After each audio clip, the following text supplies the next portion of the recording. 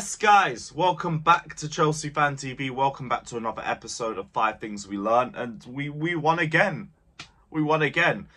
I don't really know how to start this episode because I didn't really expect this. But it's good to actually have some positivity for the first time in ages, because I am not coming into this video with any negatives. This is the first time in God knows how long where I feel like we just had a competent performance all round. And we actually made it feel like the Chelsea of old a little bit. Now, I know I've complained about the mindset and the mentality that we've had going into games, but slowing down the tempo and being a bit more defensive, it is fine when you're winning. When you're 2-0 up away from home in the Premier League, I don't mind you taking your foot off the gas pedal. That's completely fine. If you don't have the confidence to control a full 90 yet, cool. At least be in the lead before you do that. Now, I couldn't have any complaints. I think everybody did their job excellently.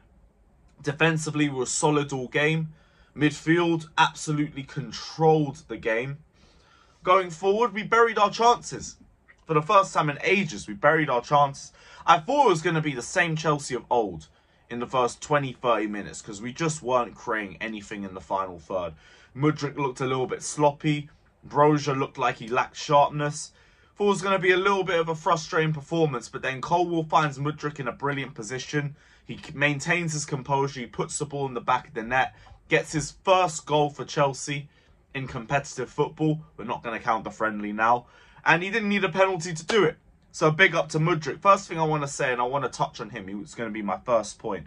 He's been looking so much more confident in the last few games. All he needed was to get off the mark in terms of getting goals and assists.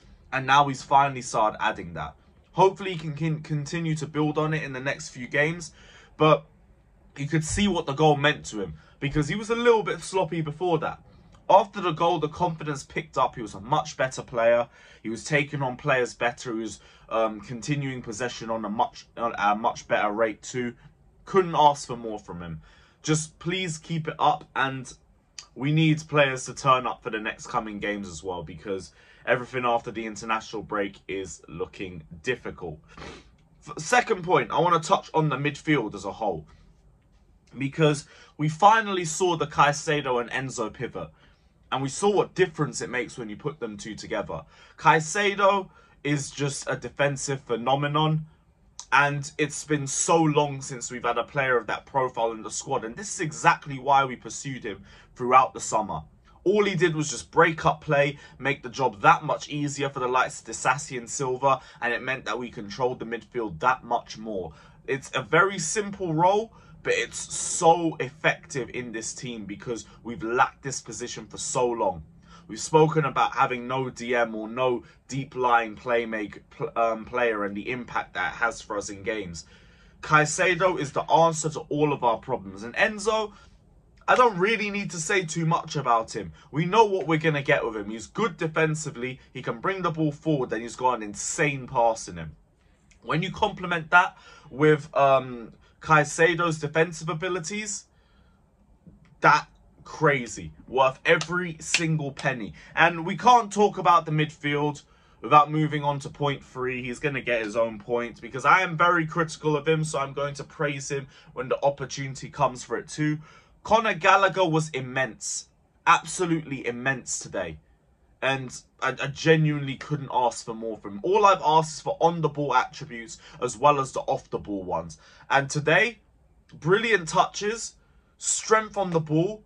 He had a range of passing. He was staying consistent with it. He stayed composed. He was beating players. I was like, who is this guy? This isn't the Conor Gallagher I've seen running around for the last 18 months. He's growing. He's coming of age. And I'm here for it. I couldn't ask for much more. That was unbelievable.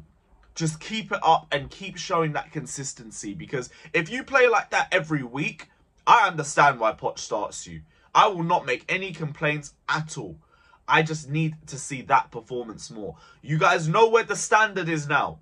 You know where my standard is. So we're not going to let it drop from here. We're not going to let it drop. Moving on to my next point. Cole Palmer. Cole Palmer, he already looks like a bargain. Already. Now, I know it is still early days. We're not going to overhype everything, but he looks so good.